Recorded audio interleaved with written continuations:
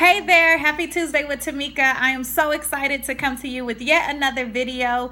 Today's video is going to be about how great things are often birthed through pain. So we think about the greatest example I can give you is your pregnancy, right? Or bearing your children. So for the mothers out there, you know the process of carrying a baby for 40 weeks, 30 weeks, 32 weeks, 38 weeks, however long you are blessed to carry your child. You know how great that process is. And then we also know the pain associated with birthing that greatness, right? I don't know about you, but my children are great. And every single time that I went through the birthing process, it was painful, but yet I went through it because I knew that something great was going to come on the other end. It's almost like my brain forgot the pain that I had to go through to get this greatness here. And I just went through it because I knew that the reward was actually going to outweigh the pain. So I want to talk to you about how at times, painful situations bring out the best in us, right? So recently this week, I went through a very, very painful situation. I actually was disconnected with some family members that I was very, very close to, and it caused me pain. When I tell you pain, I was sobbing like a 2-year-old because the pain was so great. And in the midst of the pain, just like when you're going through labor, right? My first labor, 13 hours, it felt like it was never going to be over. I felt like I was never going to reap the reward. This situation that I just went through, I cried for nearly a day. And I thought that I would never feel whole. I would never, I just knew. And I began to speak those things. I began to speak that I would have a void in my heart because I was no longer connected to these people, right? And as I went through the process, God began to minister to me, and he began to teach me the reason why I was going through this pain was for my greatness,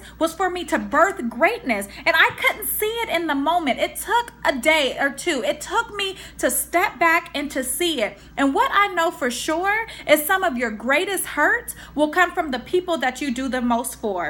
Right? And what I know for sure is your greatest hurts is when you grow the most. So I want you to look at a painful situation that you may have gone through in the past or that you're going through now, or baby, best believe is coming your way. And know, while you're going through that pain, this is the first thing that I want you to know is don't take out real estate there. So often we go through a painful situation and we allow it to stop us. We take out real estate there. We buy in that situation. You know how when you're going through the homeowner process and you're looking to lease, buy, or rent, so often and when you buy, you know that's a commitment. That's going to be at least a 30 to 35 year commitment, right?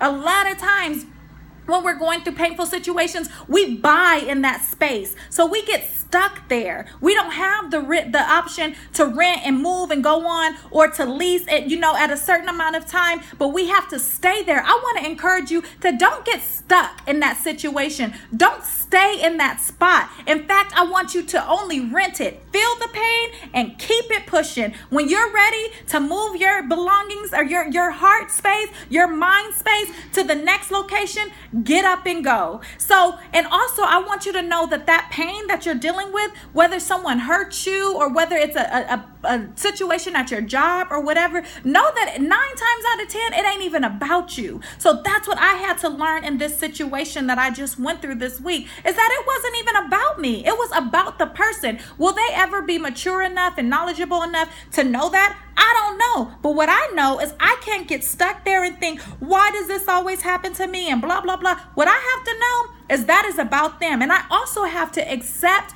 the way that they're feeling. I have to accept that, right? We all know that we can't control nobody but ourselves, and we have the hardest time controlling ourselves, right? So we need to know that whatever is going on with that person, that hurt that you're experiencing, feel it, but no, it ain't about you. Thirdly, you have to be willing to forgive, and forgive quickly. Forgive yourself. If something occurred and you have you have to take ownership for your part in it, right? So often we like to point fingers and say, oh my God, I can't believe that this happened to me. No, Forgive yourself for whatever action or whatever part you played in it, but then also forgive that person quickly. Don't live in unforgiveness. That is toxic. That is toxic. And there's two other points that I want you to learn, but to get those other 2 points, I want you to go over to my website and fill out the form and get connected to my email list. My emailing list, they get this whole version. I'm going to actually do a blog about the 5 things that you need to do when a person hurts you and how to move on from hurt. I really hope that this has helped somebody. Again, my website address is www.tamickamichelle.com. I would love to connect with you. God has given me the promise that I'm going to be able to help people turn every single trauma into a treasure. That's my mission. That's my goal in life. I just want to help people be able to see that life, yes, life can be hard, but there's also treasures and jewels that are wrapped up in that. And if we allow the trauma and the trials to keep us stuck, we truly won't be able to see the treasures in life. I love you. Thank you for my time, for your time. Please go over to my website, join my emailing list, get connected to me, stay connected to me. It's not for me, it's for us to grow together. I love you. Have a blessed day. Bye-bye.